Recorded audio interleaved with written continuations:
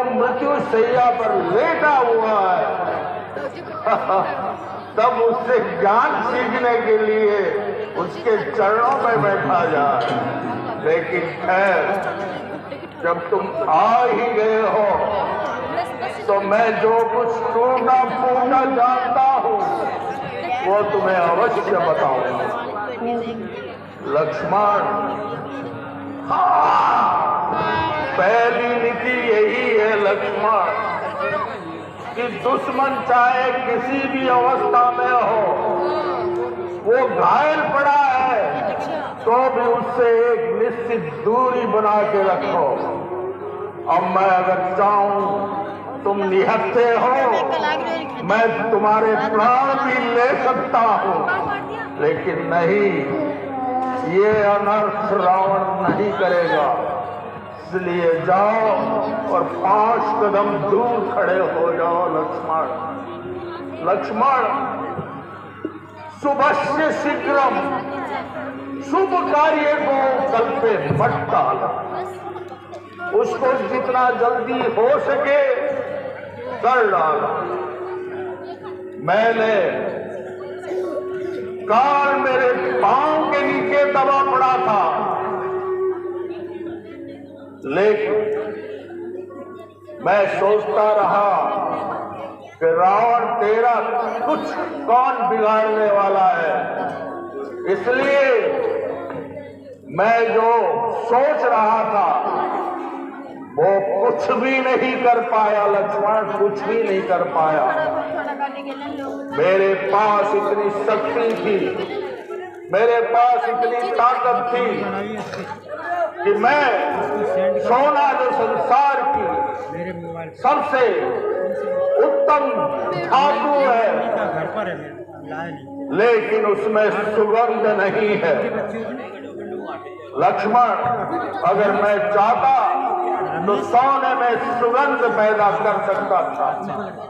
अग्नि, ठीक है, मैं 811 जो हमारे लिए देवता का रूप है, मैं फिर पीछे भी देख सब जगह हमारा अग्नि के बगैर काम नहीं चलता। चाहे यज्ञ हवन हो, चाहे भोजन बनाना हो, लेकिन अग्नि में कमी क्या है? अग्नि में से धुआं निकलता है लक्ष्मण। मैं अगर चाहता तो अग्नि से धुआं अलग कर सकता था, लेकिन मैंने सोचा कर लेंगे। और आज मेरा काल आ गया है। मैं तुम्हारे सम्मुख मृत्यु शैया पर लेटा हुआ हूँ।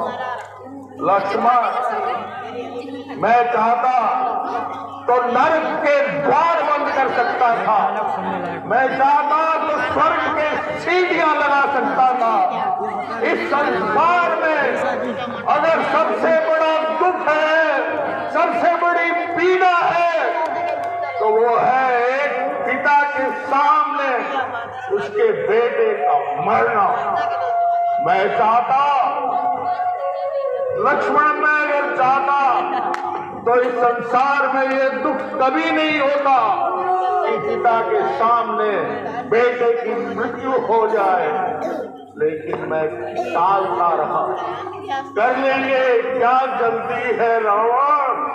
इस संसार में तुझे जीतने वाला और मारने वाला कोई पैदा ही नहीं हुआ। बुरा काम लक्ष्मण, बुरा विचार और बुरा काम आए तो उसे टालना चाहिए। सभासदों से, मंत्रियों से, परिवारजनों से मंत्रणा करनी चाहिए, लेकिन मैंने उल्टा किया। मैंने शुभ कार्य टालता गया और बुरे कार्य मैंने तुरंत कर डाले। सीता हरण से पहले मैंने किसी से कोई विचार नहीं किया।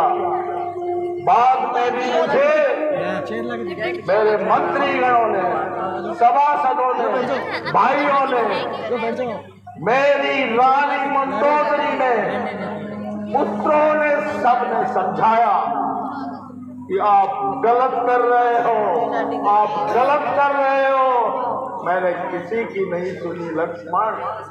किसी की नहीं सुनी। राजा वही महान होता है लक्ष्मण जो मंत्रणा और विचार विमर्श के बाद निर्णय करे, जो प्रजा की भलाई करे, प्रजा के सुख दुख को बांटे।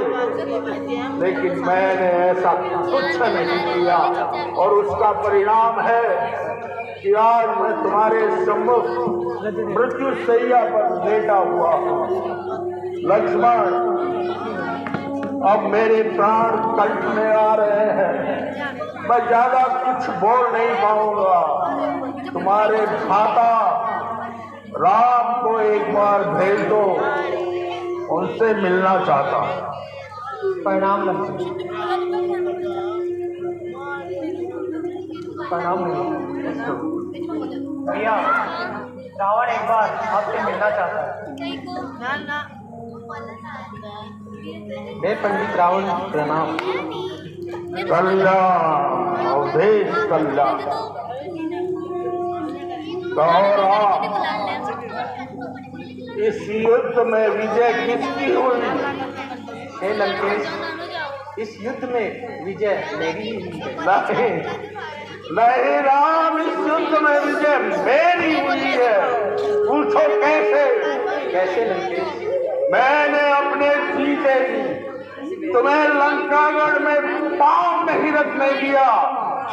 अरे पांव रखना तो बहुत बड़ी बात है, बहुत दूर की बात है। मैंने तुम्हें लंकागढ़ के कंगूरे तक नहीं गिनने दिए और आज मैं तुम्हारे धाम सुरपुर जा रहा हूँ।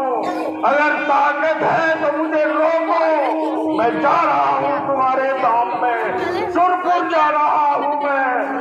बोलो, विजय किसकी हुई? हे लंकेश, विजय तुम्हारी ही हुई। ओ नहीं राम, विजय मेरी नहीं हुई है।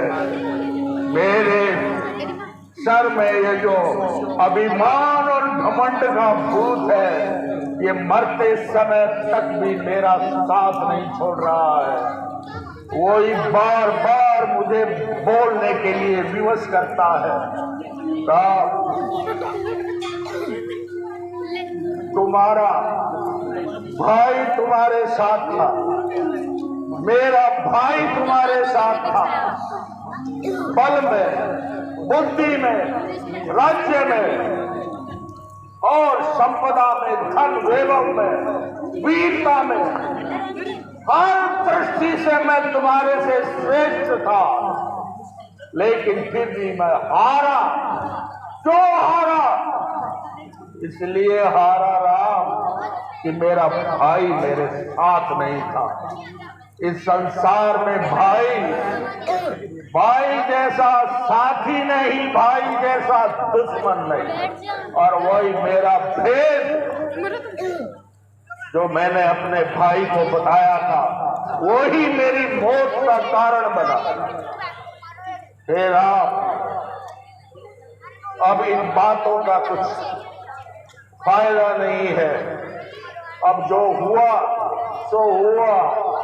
हे प्रभु, अब मुझे सब कुछ दिखाई दे रहा है, मैं साफ देख रहा हूँ।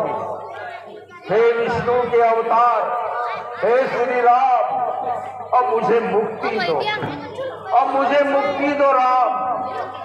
अब मैं इस संसार से जाना चाहता हूँ प्रभु। हे श्री राम,